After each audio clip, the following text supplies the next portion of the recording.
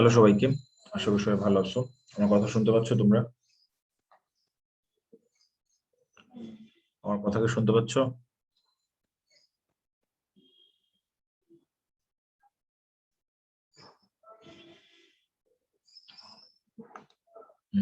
ওকে, আমি রেসপন্স পেলাম, একজন কমেন্ট করে জানাচ্ছে শুনতে পাচ্ছেন।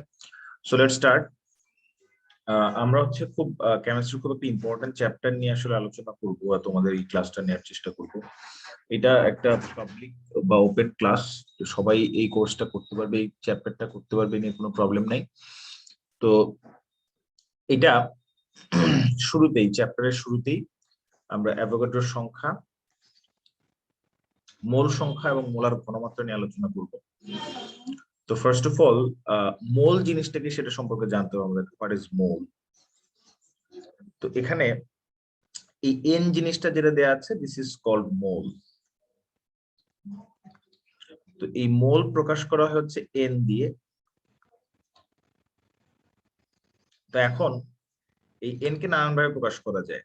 কিরকম ভাবে প্রকাশ করা যায়? এটাকে প্রকাশ করা যায় capital N by N A দ্বারা। ক্যাপিটাল এন এ জিনিসটা কি হচ্ছে অ্যাভোগাড্রো নাম্বার।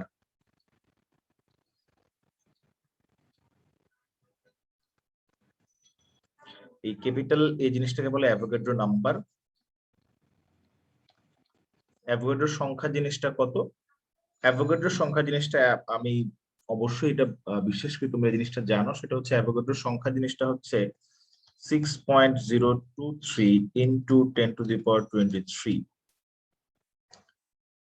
যদি কোনো একটা সাবস্টেন্সের, ধরো সাপোজ যেটা আমি বললাম যে কার্বনের 1 মোল পরমাণু, তার মানে অ্যাভোগাড্রো নাম্বার সংখ্যক কার্বন পরমাণু মানে 1 মোল কার্বন পরমাণু।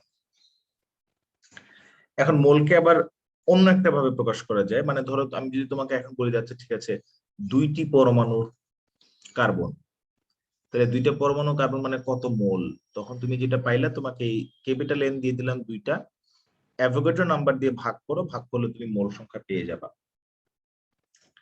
মোলার আরেকটা খুবই খুবই খুবই গুরুত্বপূর্ণ প্রকাশ হচ্ছে W/M। এই W/M এর যে প্রকাশটা, এই প্রকাশটা হচ্ছে মোলের সবচেয়ে কম্প্রিহেনসিভ এবং গুরুত্বপূর্ণ অংশ। এই জিনিসটা ভালো মতো বুঝলেই দেখবা যে ম্যাথমেটিক্যাল ক্যালকুলেশন মোটামুটি সবই করা যাচ্ছে, এ নিয়ে কোনো সমস্যা হচ্ছে না। তো ম্যাথমেটিক্যাল প্রবলেমে ডাব্লিউটা হচ্ছে প্রদত্ত ভর বলা হয় এটাকে।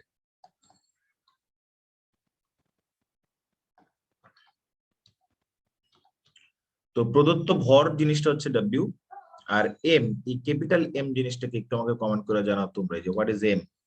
এটা সম্পর্কে অনেকের ধারণা, একটু ভুলভাল ধারণা থাকে, সেটা ক্লিয়ার করার জন্য জিজ্ঞেস করা যে হোয়াট ইজ এম। এম জিনিসটা কি কাইন্ডলি আমাকে বলবা, একটু কমেন্ট করে জানাও যে হোয়াট ইজ এম।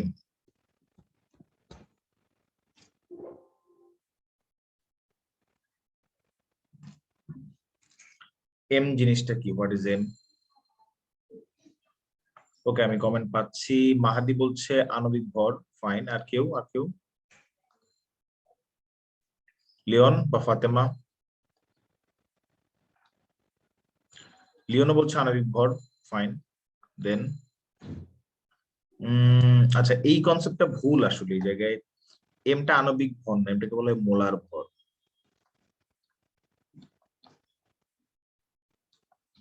মোলার ভরের 2টা একক আছে, একটা হচ্ছে kg per mole, another one is gram per mole. তো কেজি পার মোল আর গ্রাম পার মোলের মধ্যে 2টাই হচ্ছে মোলার ভরের একক। তুমি যদি এসআই ইউনিট ইউজ করো তাহলে তুমি কেজি পার মোল ব্যবহার করবে, আর যদি সিজিএস একক ব্যবহার করো তাহলে গ্রাম পার মোল ব্যবহার করবে। মোলার ভর জিনিসটা হচ্ছে কোন একটা বস্তুর 1 মোলের ভর। কোন একটা সাবস্টেন্সের 1 মোলের ভরকেই তার মোলার ভর বলা হয়ে থাকে।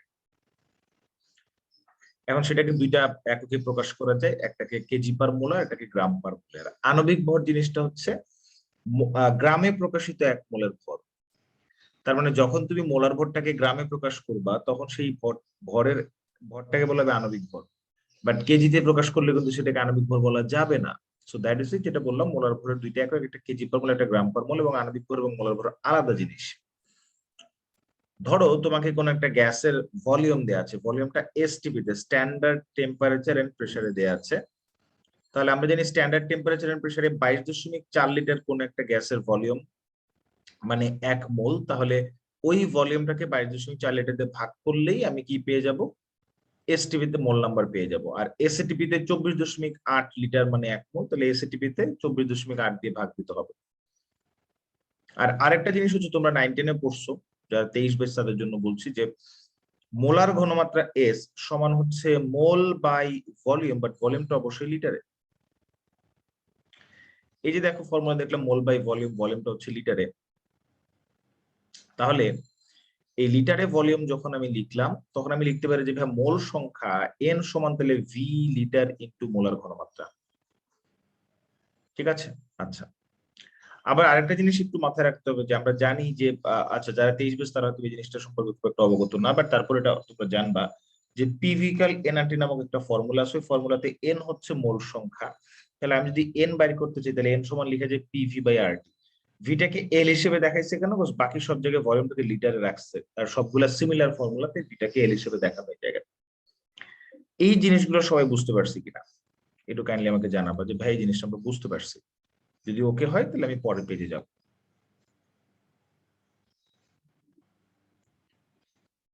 এই জিনিসগুলো বুঝতে পারছি কিনা, যদি বুঝে থাকি তাহলে আমরা প্রসিড করব।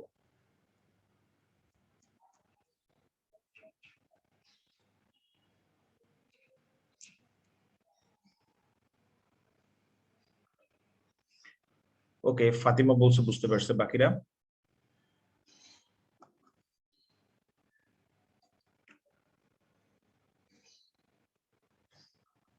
লিওন বা নাহিন অথবা Rifat, anyone? Nahin hand raise করছো, নাহিন বলো। ভাইয়া কেজি পার মোল আর গ্রাম পার মোল এই জায়গাটা একটু আবার বুঝাই দেন, আমি মিস করছি এটা। আচ্ছা, এটা হচ্ছে মোলার ভরের একক। মোলার ভরের একক দুইটা, একটা হচ্ছে কেজি পার মোল, একটা গ্রাম পার মোল। কেজি পার মোল হচ্ছে এসআই এককে যখন তুমি ব্যবহার করবা, আর গ্রাম পার মোল হচ্ছে সিজিএস একক যখন তুমি ব্যবহার করবা। আর আণবিক ভর জিনিসটা হচ্ছে, আণবিক ভর জিনিসটা হলো যে গ্রামে প্রকাশিত 1 মোলের ভর, সেটাকে আণবিক ভর বলে। আণবিক ভরের একক শুধু গ্রাম, কিন্তু মোলার ভরের একক কিন্তু শুধু গ্রাম না। মোলার ভরের একক হচ্ছে গ্রাম পার মোল অথবা কেজি পার মোল। আচ্ছা, আশা করি বুঝতে পারছো। পরের স্লাইডে যাই।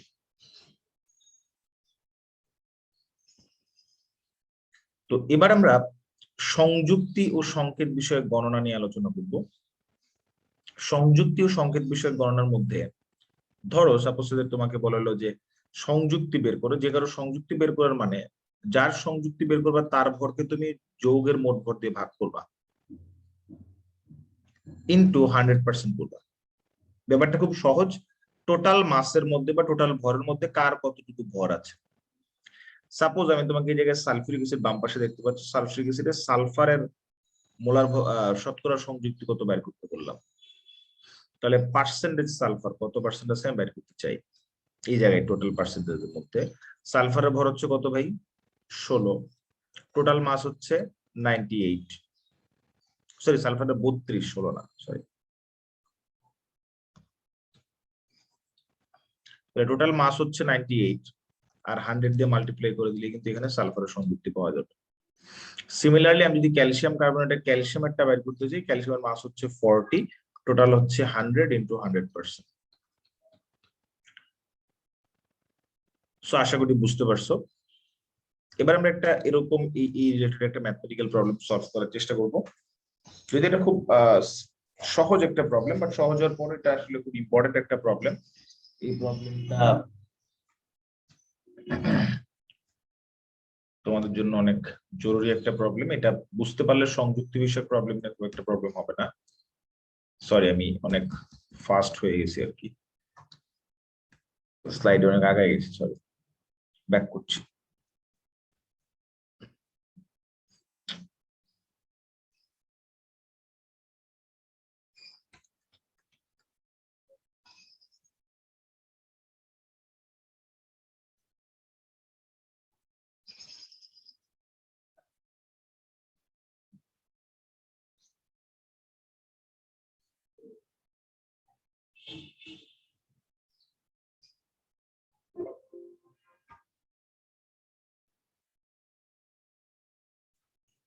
কি যেন একটা কমেন্ট করছে, একটু দেখি কি লিখছে।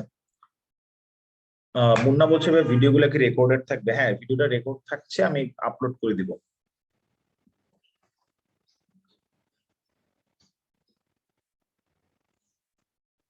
রেকর্ড হচ্ছে, দেখতে পাচ্ছ হয়তো তোমরা উপরে স্ক্রিনের মধ্যে।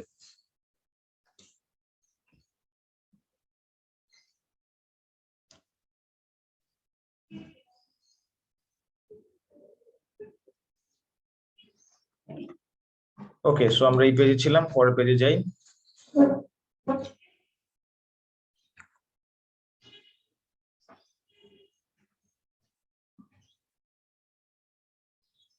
আচ্ছা, এই জায়গায় ছিলাম আমরা। তো প্রশ্নটা হচ্ছে, একটু ভালো করে মনোযোগ দিয়ে পড়ো প্রশ্নটা। 1.84 গ্রাম ক্যালসিয়াম কার্বনেট ও ম্যাগনেসিয়াম কার্বনেটের মিশ্রণকে উত্তপ্ত করলে 0.96 গ্রাম অবশেষ পাওয়া যায়। মিশ্রণটিতে ক্যালসিয়াম কার্বনেট ও ম্যাগনেসিয়াম কার্বনেটের শতকরা পরিমাণ নির্ণয় করতে বলছে। ফার্স্ট অফ অল তুমি যেটা চিন্তা করবা যে আমাকে ক্যালসিয়াম কার্বনেট দেওয়া হয়েছে, যেহেতু ক্যালসিয়াম কার্বনেট এবং ম্যাগনেসিয়াম কার্বনেট একসাথে আছে, ক্যালসিয়াম কার্বনেটকে হিট দিলে পরে উৎপন্ন হয় calcium oxide plus carbon dioxide. তো কার্বন ডাইঅক্সাইড যেহেতু গ্যাস, উড়ে চলে যাবে, তাহলে অবশিষ্ট থাকবে ক্যালসিয়াম অক্সাইড। সিমিলারলি আমি যদি ম্যাগনেসিয়াম কার্বনেটকে হিট দেই, তাহলে ম্যাগনেসিয়াম কার্বনেট থেকে বাকি থাকবে হচ্ছে magnesium oxide plus carbon dioxide. Carbon dioxide gas উড়ে চলে যাবে, তাহলে অবশিষ্ট থাকবে ম্যাগনেসিয়াম অক্সাইড। তো এখন এই দুজনের একটা মিক্সচার বা মিশ্রণ বলা আছে। সরি,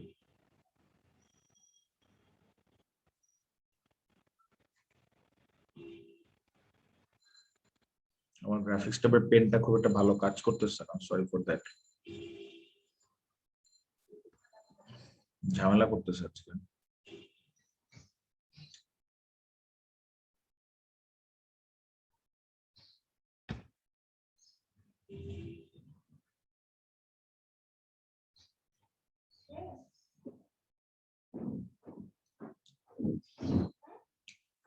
আচ্ছা, একটু অপেক্ষা করো, সরি।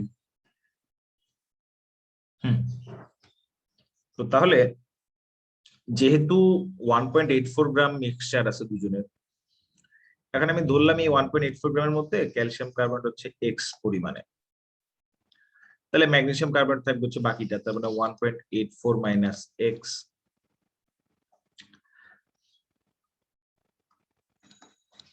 তাহলে এই 1.84 মাইনাস এক্স পরিমাণ ম্যাগনেসিয়াম কার্বনেট আছে, আর এক্স পরিমাণ ক্যালসিয়াম কার্বনেট।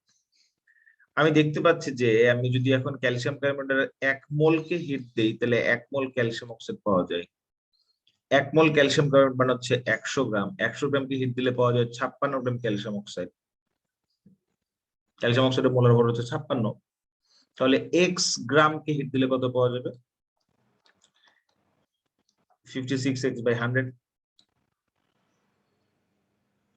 সিমিলারলি তুমি এই জায়গায় ম্যাগনেসিয়াম কার্বনেটের হিসাব করে দেখবা 84 গ্রাম ম্যাগনেসিয়াম কার্বনেট থেকে তুমি ম্যাগনেসিয়াম অক্সাইড পাও কত? ম্যাগনেসিয়াম 24, অক্সিজেন 16, আর এখানে পাওয়া যাচ্ছে তোমার হলো কত? 40। তাহলে তোমার ম্যাগনেসিয়াম কার্বনেট আছে 1.84, তাহলে 1.84 মাইনাস এক্স থেকে কতটুকু পাবা? 40 ইন্টু 1.84 মাইনাস এক্স বাই 84।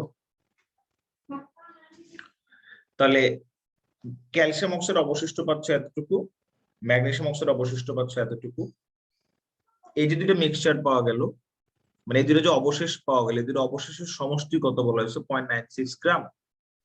তার মানে 56x/100 plus 40 into 1.84 minus x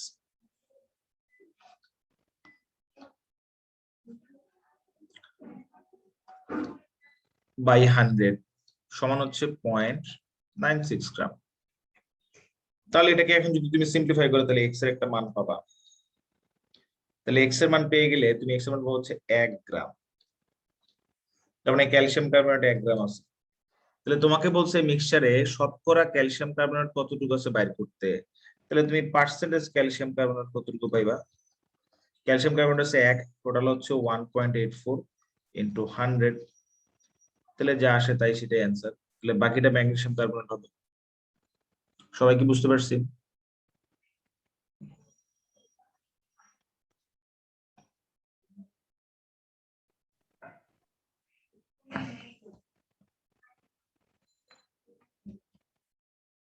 বুঝছি সবাই? হ্যাঁ ভাইয়া। আচ্ছা, আমার নিজেরই বিরক্ত লাগতেছে, আসলে পেনটা কাজ করতেছে না, একবার ক্লিক করলে 4-5টা ক্লিক হয়ে যাচ্ছে। সো 4+ স্লাইড আগায় যাচ্ছে, আমি আবার পিছনে আসা লাগতেছে।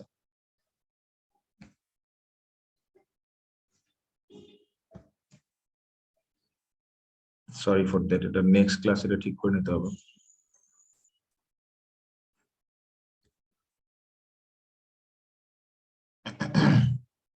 আচ্ছা, পরের প্রবলেমটা দেখো, লেখা আছে যে একটি পেন্সিল দিয়ে ঢাকা ইউনিভার্সিটি লিখতে 1.50 গ্রাম গ্রাফাইট প্রয়োজন। ওই লেখার মধ্যে কার্বন পরমাণুর সংখ্যা বের করো। অক্সিজেনে দহন করলে এসএটিপি তে কার্বন পরমাণুর সমূহ দ্বারা উৎপন্ন গ্যাসের আয়তন লিটারে বের করো। ফাইন ভাই, এখানে হিসাব করতে হবে যে তোমার এখানে কতটুকু গ্রাফাইট আছে, ডাব্লিউ দিয়ে আছে 1.50 গ্রাম। তোমাকে বলছো ওই লিখার মধ্যে কার্বন পরমাণুর সংখ্যা বের করতে। তাহলে আগে একটা কাজ করো, তুমি মোল অফ গ্রাফাইট বের করো। মোল এনজি মানে মোল অফ গ্রাফাইট। মোল মানে কি ভাই? ভর বাই মোলার ভর। কার্বনের মোলার ভর 12, আর ভর দেশ 1.50 গ্রাম। বাট এটাকে আমার যেটা করতে হবে, কার্বনের মোলার ভর তো 12 গ্রাম পার মোল, গ্রাম হিসেবে সিজিএস একক। তাহলে এটাকে এখন 1.50 মিলিগ্রাম রাখা যাবে না, এটাকে গ্রামে কনভার্ট করে ফেলতে হবে। তাহলে 1.50 ডিভাইডেড বাই 1000 হতো, সেটাকে 10⁻³ দিয়ে গুণ করলাম। 1.50 কে 1000 দিয়ে ভাগ করা মানে 10⁻³ দিয়ে গুণ করা। তাহলে এখান থেকে আমি মোল পেয়ে যাব। এখন মোলের একটা সূত্র আমরা শিখছি যে মোল সমান হচ্ছে n/, অ্যাভোগাড্রো নাম্বার। তাহলে তুমি মোল গ্রাফাইট কে যদি তুমি অ্যাভোগাড্রো নাম্বার দিয়ে গুণ করে দিলে কয়টা কার্বন পরমাণু আছে সেটা পেয়ে যাবা। এখন দেখো, তোমাকে বলছে যে অক্সিজেনে দহন করলে এসএটিপি তে মানে standard ambient temperature and pressure carbon পরমাণু দ্বারা উৎপন্ন গ্যাসের আয়তন লিটারে বের করতে। তাহলে কার্বনকে যদি তুমি অক্সিজেন দিয়ে দহন করো, তাহলে কার্বন প্লাস অক্সিজেন পাবা কার্বন ডাই অক্সাইড। তার মানে এই জায়গায় একটা সমতাকৃত সমীকরণ এটা। এই সমতাকৃত সমীকরণে তুমি দেখতে পাচ্ছ যে 1 মোল কার্বন থেকে 1 মোল কার্বন ডাই অক্সাইড পাওয়া যায়। তার মানে তুমি 12 গ্রাম কার্বন থেকে কার্বন ডাই অক্সাইড পাইবা হচ্ছে এসএটিপি তে 24.8 লিটার। তাহলে তোমার কাছে কতটুকু আছে? Graphite 1.50 milligram. তার মানে তোমার এটাকে গ্রামে কনভার্ট করো, 1.50 ইন্টু 10⁻³ গ্রাম থেকে কত পাবে সেটা হবে অ্যান্সার। সবাই কি বুঝতে পারছি?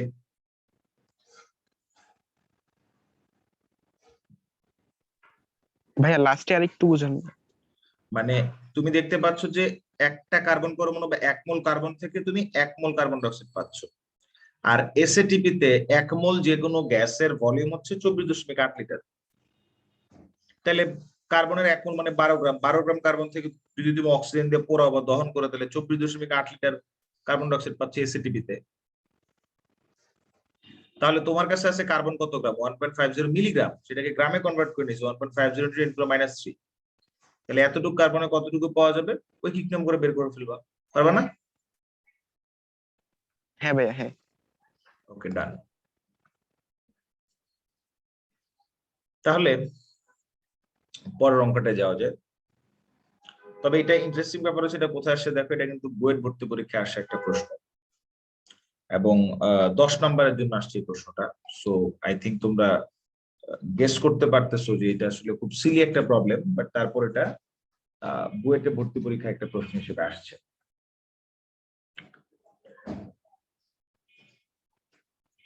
পরের প্রশ্নটার দিকে যদি আমরা তাকাই, পরের প্রশ্নটা দেখো যে 840 গ্রাম ম্যাগনেসিয়াম কার্বনেটকে তাপ প্রয়োগ করে যদি বিয়োজিত করা হয়, তাহলে 546°C তাপমাত্রায় 2 অ্যাটমসফেরিক চাপে কত litre carbon die oxide gas পাওয়া যাবে?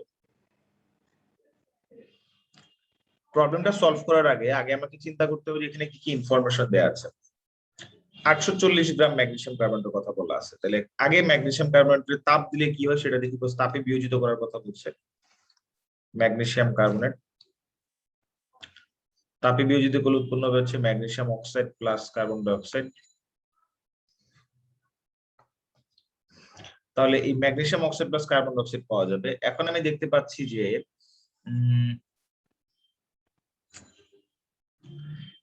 ম্যাগনেসিয়াম কার্বনটা যদি আমি হচ্ছে ধরো 1 মোলের কথা বলি, তাহলে 1 মোল ম্যাগনেসিয়াম কার্বন থেকে কার্বন ডাই অক্সাইড পাওয়া যায় কত মোল? 1 মোল। সমতাকৃত সমীকরণে আমি দেখতে পাচ্ছি।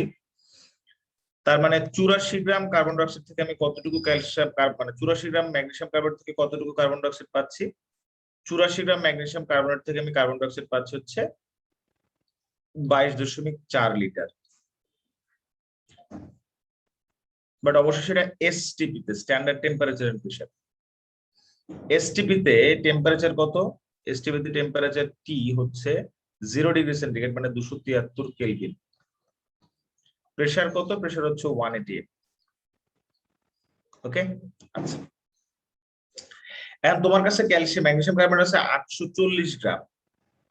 তাহলে 840 গ্রাম থেকে তুমি কতটুকু পাইবা? পাইবা হচ্ছে 10 গুণ বেশি, কারণ 84 আর 840 এর মধ্যে 10 গুণের ফারাক বা পার্থক্য। তাহলে তুমি পাইবা হচ্ছে, সরি আবারও স্লাইড আগে গেছে,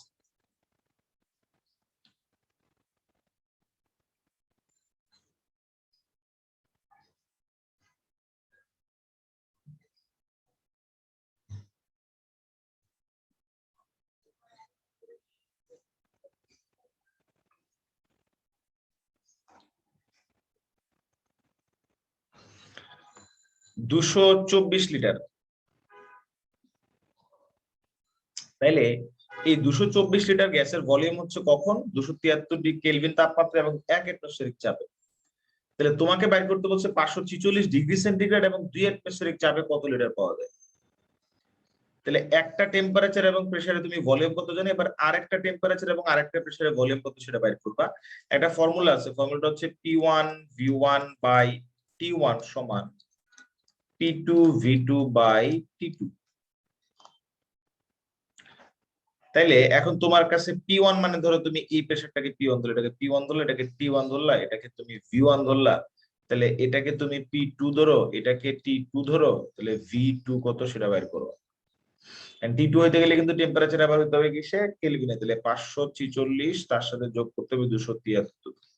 পারবা নাকি পারবা না? বলো সবাই, পারবা নাকি পারবা না? হ্যাঁ ভাইয়া পারবো। আচ্ছা, আমার গ্রাফিক্স টেবিলের পেনটা খুব ডিস্টার্ব করতেছে আজকে, বারবার সব স্লাইড কন্টিনিউয়াসলি চেঞ্জ হয়ে যাচ্ছে। এটার সেনসিটিভিটি খুব বাজে হয়ে গেছে, এটা চেঞ্জ করতে হবে আর কি। যদিও প্রথম ক্লাস আজকে অনেক বেশি ক্লাস নেওয়ার ইচ্ছা ছিল, বাট এই প্রবলেমটার জন্য আমি আজকে এখানে পজ করতে যাচ্ছি, কারণ ব্যাপারটা খুব ডিস্টার্বিং আমার জন্য এবং তোমাদের জন্য। আমরা নেক্সট ক্লাসে দেখা করবো হচ্ছে আগামী পরশুদিন, কালকে পরে পরশুদিন, ঠিক আছে? টাইম এটাই থাকবে, রাতের 9টায় শুরু করবো আমরা। হোপফুলি আমাদের এই পেনের ঝামেলাটা শেষ হয়ে গেলে আমরা ঘন্টা 2 ক্লাস করতে পারবো টানা, ঠিক আছে? সো আজকে আমি এই মানে ক্লাসের পার্টটা শেষ করছি এখানে।